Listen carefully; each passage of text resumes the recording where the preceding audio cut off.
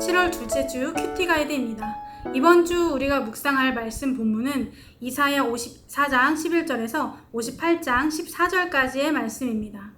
하나님이 우리에게 주시는 말씀을 깊이 묵상하며 말씀의 은혜를 누리는 한 주가 되길 소망합니다. 이번 주 본문 말씀은 총 3가지 주제로 살펴보고자 합니다. 먼저는 하나님의 백성을 향한 긍휼입니다. 본문에서 하나님은 하나님께 불순종한 죄로 바벨론의 포로로 잡혀갔던 유다 백성들에게 미래에 그들이 마주하게 될 예루살렘에 대해 말씀하고 있습니다.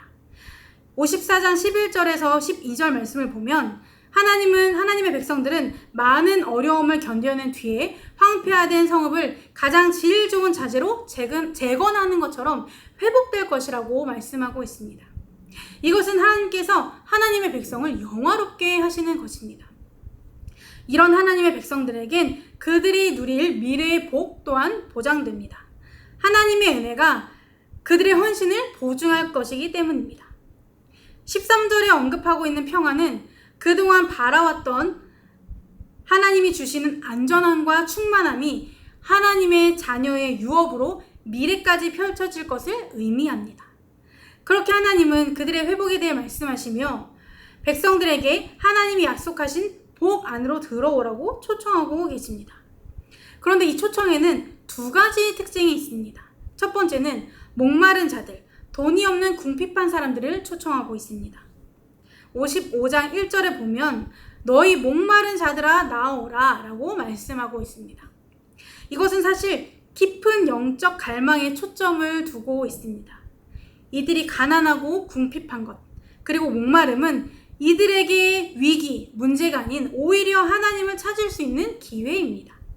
하나님은 이 기회를 통해 그들이 이런 문제를 하나님 안에서 해결하고 회복하도록 그들을 초청하신 것입니다. 다른 한 가지 특징은 악을 버리고 하나님께 돌아오는 것입니다. 55장 6절에서 7절 말씀을 보면 여호와께로 돌아오라고 말씀하고 있습니다. 누구든 하나님의 승리에 참여할 수 있지만 이 제안은 회개를 조건으로 하고 있습니다.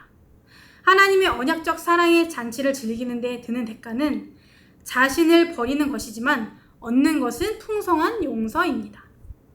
지체한 시간 없이 철저한 회개와 함께 하나님께 돌아가면 하나님이 베푸시는 긍휼과 회복을 경험할 수 있을 것입니다. 말씀을 묵상하시면서 지금 내가 하나님 앞에서 회복해야 할 것은 무엇인지 묵상해 보시기 바랍니다. 우리의 회복은 오직 하나님의 은혜로만 가능합니다. 지금 내가 하나님께 내려놓아야 할 것은 무엇인지, 붙들어야 할 것은 무엇인지 돌아보고 우리에게 긍휼과 회복의 은혜를 베푸시는 하나님과 동행하는 하루가 되길 소망합니다. 두 번째는 하나님 백성으로서의 삶입니다. 두 번째 본문은 56장 1절에서 57장 21절까지의 말씀입니다. 이 두 번째 본문은 또 작은 3가지 소주제로 나누어 볼 수 있는데요. 그 첫 번째는 56장 1절에서 8절까지로 이 본문은 하나님의 진정한 백성의 기준에 대해서 말씀하고 있습니다. 56장 1절을 보면 정의를 지키며 의를 행하라. 나의 구원이 가까이 왔고 나의 공의가 나타날 것임이라 라고 말씀하고 있습니다. 그러면서 2절에는 복이 있는 사람에 대해 정의하고 있는데 그것은 공평을 지키며 공의를 행하는 것, 안식일을 지키는 것입니다. 이 안식일은 여호와께 헌신하는 삶의 방식을 나타내는 언약적 표시입니다. 그리고 이것은 안식일을 지키는 모든 자, 곧 이방인에게도 해당됩니다. 3절부터 8절까지의 말씀을 보면 이방 사람들 또한 하나님의 백성이 될 수 있다고 말씀하고 있는데요. 이것은 외적으로 명백히 자격이 없음에도 불구하고 보편적으로 하나님의 언약을 굳게 붙드는 모든 이들을 포함한다는 것입니다. 그렇기 때문에 하나님께 선택받은 백성이든 이방인이든 여호와께 연합한 사람이라면 하나님도 그들을 받아주시고 하나님의 백성으로 삼아 주십니다. 두 번째는 56장 9절부터 57장 13절까지인데 이 부분은 거짓된 하나님의 백성들에 대한 말씀입니다. 이기적으로 현실에 안주하고 있는 지도자들, 도덕적으로 해이한 백성들, 우상을 숭배하는 위선자들은 하나님 나라에 아무런 자리가 없습니다. 9절부터 12절까지 말씀을 보면 자기 입속만 차리는 고대 이스라엘의 지도자들이 다가올 심판에 대해 경고받는 것을 볼 수 있습니다. 10절에 언급하고 있는 파수꾼들은 선지자들이지만 그들은 자신들의 일에 대해서 잠들어 있습니다. 벙어리가 되어 아무 말도 하지 않고 아무 일도 하지 않는다는 것입니다. 그러면서 이사야는 본문을 통해 하나님의 백성 가운데 위선이 늘어가고 있는 것을 언급하고 있습니다. 마지막 세 번째는 57장 14절에서 21절까지의 말씀인데 이 부분은 하나님이 하나님 앞에 진정으로 참여하는 자들에게 길을 열어주시는 것을 볼 수 있습니다. 하나님은 참여하는 백성들에게 다시 자신에게로 돌아오도록 모든 장애물을 제하여 주시고 그 길을 활짝 열어주시는 분입니다. 그러면서 15절에 보면 높고 거룩하신 곳에 계신 존귀하고 영원하신 하나님은 마음이 겸손한 자와 함께 하시는 분입니다. 16절에서 19절에는 자신의 비천한 상태를 애통하는 이들을 고치시며 그들에게 회개의 영을 창조하십니다. 이렇게 하나님은 하나님 앞에 진실한 마음으로 나오는 백성들에게 위로가 되어주시며 평안이 되어주시는 분입니다.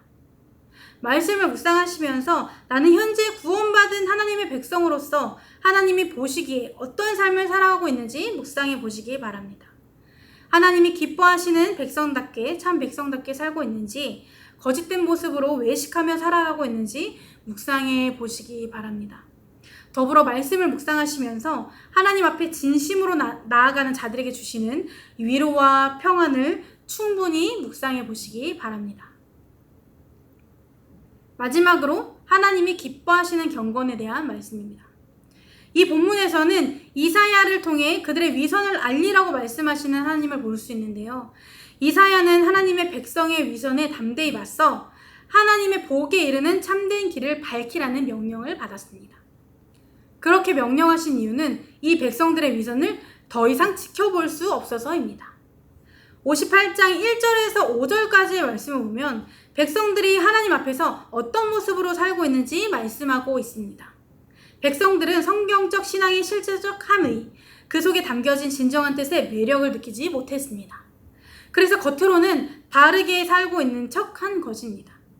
이들은 하나님의 길을 가는 것을 기뻐하고 공의를 행하는 것을 즐거워하는 것처럼 표현했지만 실상은 진짜 기쁨과 즐거움이 아닌 하나님에게서 이득을 얻으려고 즐거워한 척한 것입니다.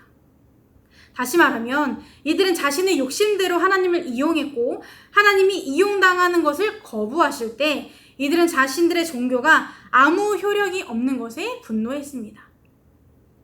하나님은 이런 백성들의 모습을 이사야를 통해 폭로하셨고 우리가 추구해야 할 참된 경건에 대해 말씀하셨습니다. 6절, 7절을 통해 하나님은 자신이 복주시는 참된 경건을 정의하셨습니다. 그러면서 정직하지 못한 백성들을 신사적으로 대하시며 논리 정연한 사고할 것을 호소하셨습니다. 그 뒤로 그들을 설득하시며 하나님 앞에 참된 금식으로 나올 때 참된 복으로 응답하시겠다고 하시며 계속해서 그들의 삶을 보호하시고 도우시며 하나님의 뜻에 순종하는 백성에겐 기꺼이 복을 주시겠다고 재차 확언하셨습니다.